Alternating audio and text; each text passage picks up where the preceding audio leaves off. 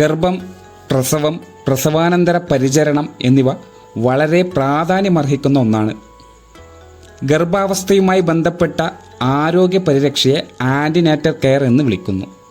ഇത് സാധാരണയായി ഒരു ഡോക്ടർ, ഒരു ANM അല്ലെങ്കിൽ മറ്റ് ആരോഗ്യ വിദഗ്ധർ തുടങ്ങിയവരാണ് ഇത് നൽകുന്നത്. ആൻറ്റിനേറ്റൽ കെയർ ഗർഭാവസ്ഥയിലെ സങ്കീർണതകളുടെ ലക്ഷണങ്ങൾ നിരീക്ഷിക്കുകയും ഗർഭാവസ്ഥയുടെ മുമ്പും നിലവിലുള്ളതുമായ പ്രശ്നങ്ങൾ കണ്ടെത്തുകയും ചികിത്സിക്കുകയും ചെയ്യുന്നുണ്ട്.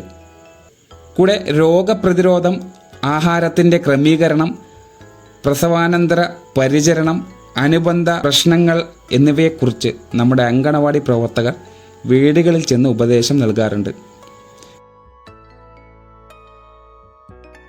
കൂടാതെ ഭാരം പരിശോധിക്കൽ, പ്രതിരോധ കുത്തിവയ്പ്പുകൾ, അയൺ ഫോളിക് ആസിഡ് ഗുളികകൾ നൽകുക, അതുപോലെ തന്നെ വിളർച്ചാ പരിശോധനയ്ക്ക് നേതൃത്വം നൽകി വരുന്നുമുണ്ട്. ഇത്തരത്തിൽ നടത്തുന്ന എല്ലാ പ്രവർത്തനങ്ങളും അങ്കണവാടി ടീച്ചർ നമ്മുടെ പോഷൻ ട്രാക്കറിലേക്കും രേഖപ്പെടുത്തേണ്ടതായിട്ടുണ്ട്. എങ്ങനെ എന്നുള്ളത് കൃത്യമായി മനസ്സിലാക്കാം.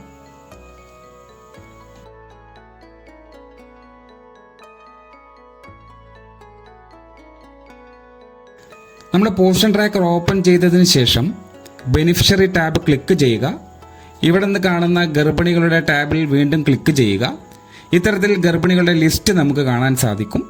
അതിൽ ഓരോ ഗുണഭോക്താവിൻ്റെയും പ്രത്യേകമായിട്ടാണ് നമ്മൾ ഈ പറയുന്ന ANC വിവരങ്ങൾ രേഖപ്പെടുത്തേണ്ടത്. അതിന് ഈ കാണുന്ന 3 ഡോട്ട് എന്ന് കാണുന്ന ഭാഗം, ഈ ഓപ്ഷൻ ക്ലിക്ക് ചെയ്യുക. ഇതിൽ നിന്നും ഈ ഓപ്ഷൻ ലിസ്റ്റിൽ നിന്നും gestational weight gain bar ANC details എന്ന ഭാഗം ക്ലിക്ക് ചെയ്താൽ ഇത് പ്രകാരം പേജ് ഓപ്പണായി വരും. ഇത്തരത്തിൽ 4 ANCകളാണ് ഓരോ ഗുണഭോക്താവിനും ഉണ്ടാവുക. അത് പ്രത്യേകം തന്നെ രേഖപ്പെടുത്തേണ്ടതായിട്ടുണ്ട്. ഇതിൽ ANC 1 എന്ന് കാണുന്നതിന് താഴെ ഡ്യൂട്ടിൽ എന്ന് ഡേറ്റ് കാണാം. ഇത് നിങ്ങൾ ശ്രദ്ധിക്കുക.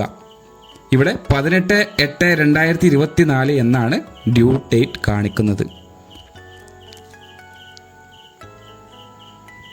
ഇതിന് നേരെ കാണുന്ന ഈ ഭാഗത്തിൽ ആഡ് ഡീറ്റെയിൽസ് എന്നുള്ള ഭാഗം ക്ലിക്ക് ചെയ്യുക. തുടർന്ന് വരുന്ന പേജിൽ അവരുടെ പേരും തുടർന്ന് രേഖപ്പെടുത്തേണ്ട കോളങ്ങളും കാണാം. ഇതിൽ ആധികാരികമായിട്ടുള്ള രേഖയാണ് MCP കാർഡ്. അത് റെഫർ ചെയ്തുകൊണ്ട് മാത്രമേ നമ്മൾക്ക് ഈ ഭാഗം ഫില്ല് ചെയ്യാൻ കഴിയുകയുള്ളൂ. ആദ്യം ഹൈറ്റാണ് രേഖപ്പെടുത്തേണ്ടത്. ANC 1 ഹൈറ്റാണ് ഇവിടെ രേഖപ്പെടുത്തേണ്ടത്. അതിനുശേഷം വെയിറ്റ് നൽകുക. തുടർന്ന് HB അളവ് കൃത്യമായി നൽകി ANC നടന്ന തീയതി ഈ കലണ്ടർ ബട്ടൺ ക്ലിക്ക് ചെയ്ത് സബ്മിറ്റ് കൊടുക്കുക.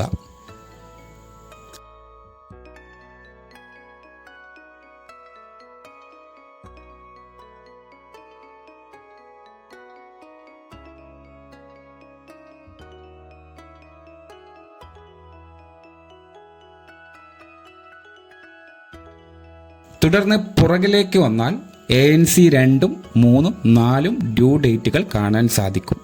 ഇതിൽ ആദ്യത്തെ ANC വിവരങ്ങൾ രേഖപ്പെടുത്തിയതിന് ശേഷം മാത്രമേ ANC 2 നമുക്ക് വിവരങ്ങൾ രേഖപ്പെടുത്താൻ സാധിക്കുകയുള്ളൂ. തുടർന്ന് 3, 4 അങ്ങനെയാണ്. എന്നാൽ ANC 4 ശ്രദ്ധിക്കുക, ഇത് ഡ്യൂ ആവുന്നത് ഫെബ്രുവരി മാസം 2-ാം തീയതിക്ക് ശേഷം മാത്രമാണ്.